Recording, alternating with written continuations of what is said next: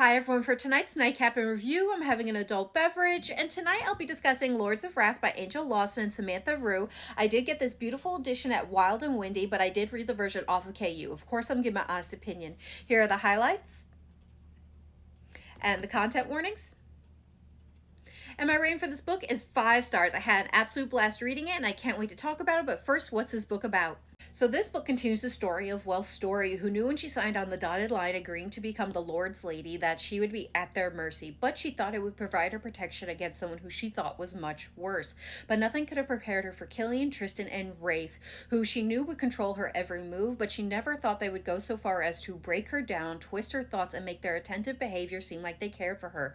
Instead, every look and touch provided false comfort as they played a game from day one to see who could break her the most. But now that she knows about their game and their methods, she plans to use those same methods against them because she is done being their pawn.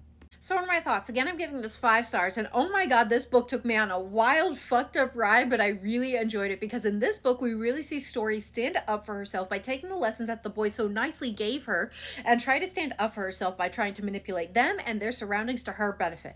Was she always successful? Well, you'll have to be the judge of that, but I just really enjoyed her standing up for herself with her options being so limited. She really couldn't leave the situation, as well as she can't physically go up against these boys, so she took the lessons and used them to the best of her abilities. But it's not just Story who's trying to manipulate everybody. The boys are still up to their old tricks, still trying to manipulate her and trying to bully her to get them under their thumb because they refuse to let go of their misconceptions about her.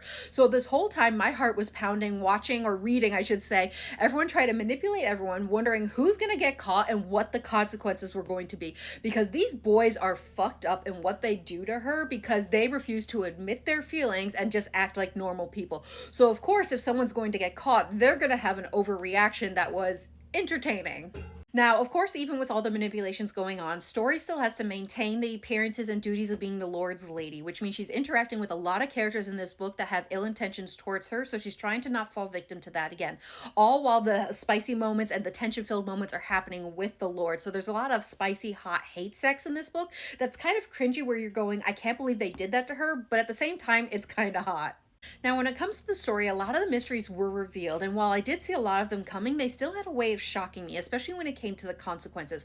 But some of the reveals actually led to more questions. I'm excited to see those play out in the next book. Now, this is a 3-book series. Books 1 and 2 I've currently read, and you do have to read them in order, but I am excited for the next one because now that all the cards are laid out on the table, all the betrayals have been revealed, and new agreements have been struck, but there's still a lot of anger and betrayal and, yes, lust between everyone.